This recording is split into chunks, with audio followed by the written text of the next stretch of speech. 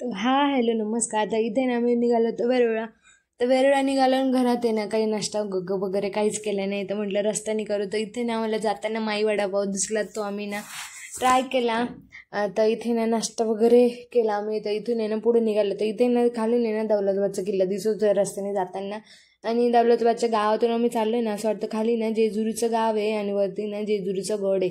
असलं भारी फील होत होतं ना, खूप भारी. रात्रीचं ना इथला व्ह्यू आहे ना एक वेगळाच काहीतरी असं एकदम पूर्ण जेजुरी असणार आहे. पण मग म्हटलं आता चला सध्या ना आपण वेरुळा जाऊन पुढच्या संडेला ना पण दौलताबादला येऊन, पण दोन्ही एका दिवसात करायचं ना. एकाच रूटला आहे पण मग दोन्ही ना शक्य झालं नसतं कारण बनीमुळं. आणि त्यानंतर इथे ना मी मंदिरात पोचलो तर इथे नाही गर्दी बघून आहे ना असली भीती वाटली ना. म्हटलं मग आपलं दर्शन काही संध्याकाळी 6 वाजेपर्यंत काही होत नसतं. पण 2 काकू होत्या, त्यांनी ना आम्हाला ना बोलल्या का घुसा म्हणे आतमध्ये. तर आम्ही इकडे आतमध्ये घुसलो म्हणजे डायरेक्ट गाभाऱ्यात नाही. तर आतमध्ये जी रांग राहते ना त्या रांगेमध्ये, तर इथे रांगेत घुसलं. तर इथे बनी जास्त त्रास देत होता आणि खाली ना ही मुलगी बघितली आणि त्याला वाटलं त्याची फ्रेंड आहे. इथून त्यांनी जास्त त्रास द्यायला चालू केला. खूप म्हणजे खूप दंगा करत होता. त्याला वाटलं त्याची फ्रेंडच आहे, त्याला जायचं होतं तिच्याक. पण ती काय ती ती ती तर इतकी खतरनाक रिॲक्शन देत होती ना ती ती पण मला डेंजर दिसली. त्यानंतर आहे ना इकडं आलं. हे तेच मंदिर आहे का जे औरंगजेबाने खूपदा पाडायचा प्रयत्न केला पण त्याच्याकडून काही ते तुटलं नाही. आणि याचं जे काम आहे ना इतकं रेखीव आहे ना, असलं भारी ना.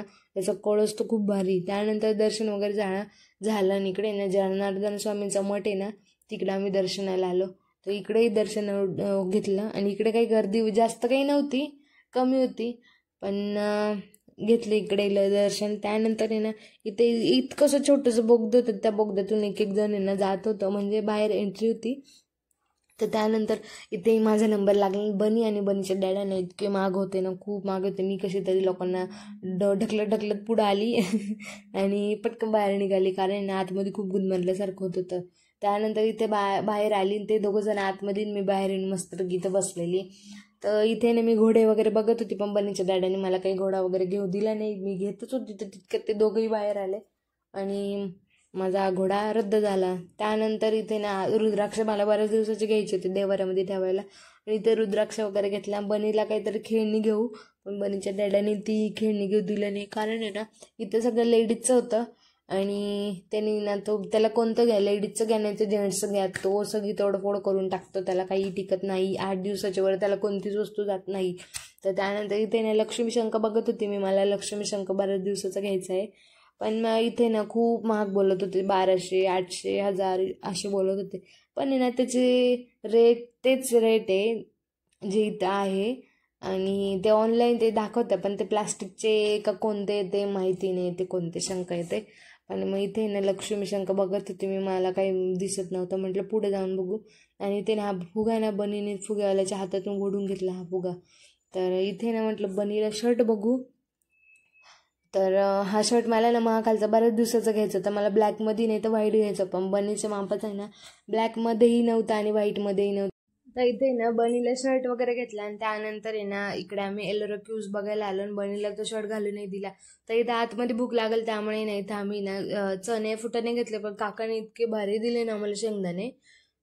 ते शेंगदाणे ना आत पूर्ण करपलेले होते, पूर्ण निसे काळे काळे होते, निसे खरपूर खरपूस निसे झळके झळके लागत होते.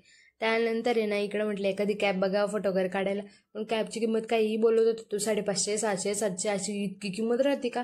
एकदा कमेंटमध्ये सांगा बरं, इतकी किंमत राहते का कॅबची? तर त्यानंतर इथे ना एक जबरदस्तीकडून 550ची कॅब त्याच्याकडून मी 250ला घेतली. त्यानंतर मी इथे ना एक एलोरा क्यूज बघायची ना, एंट्री फी 40 रुपये. आता ओनली वन हां. तर इथे आतमध्ये जारचं पाणी नाही ठेवलं, एक प्यायला सुद्धा पाणी ठेवलं नाही या लोकांनी. आणि 40 रुपये कोणी फी घेतं का इतकी? तर त्या ओनली वन हां. तर इथे आतमध्ये जारचं पाणी नाही ठेवलं, एक प्यायला सुद्धा पाणी ठेवलं नाही या लोकांनी. आणि 40 रुपये कोणी फी घेतं का इतकी? तर त्यानंतर बहिणीचे डॅडा बहिणीला वैतागले. बहिणीचे डॅडा म्हणे आता तू याला सांभाळ आणि मी व्हिडिओ काढतो. आता ते व्हिडिओ काढत होते आणि मी याला सांभाळत होते. पण याला सांभाळता सांभाळताना हा इतक्या लोकांच्या पायाखाली येत होता ना, नुसतं लोकांना पाडत होता, नुसतं नुसतं मध्ये करत होता. तर इकडे ना असलो भारी वाटत होतं ना, हिरवगार असं वाटतं इथंच राहायला यावं म्हणून.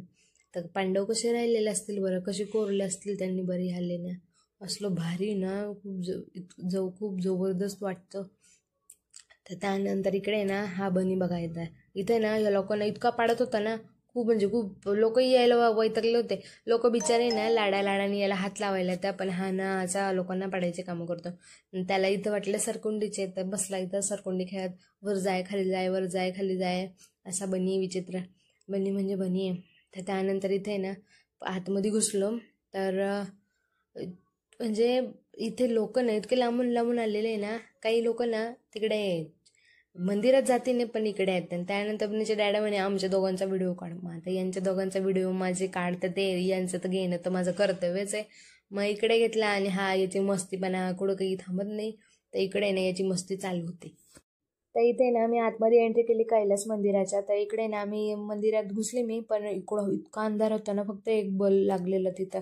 तर खूप म्हणजे खूप अंधार होता. आणि इथे ना जे गाईड होते ना, ते जे एकदम चालणारे जे गाईड ते ना, ते एकाला सांगत होते टॉर्च लावून का इथं असं असं आहे, इथं तसं हे या पद्धतीने कोरलेलं आहे.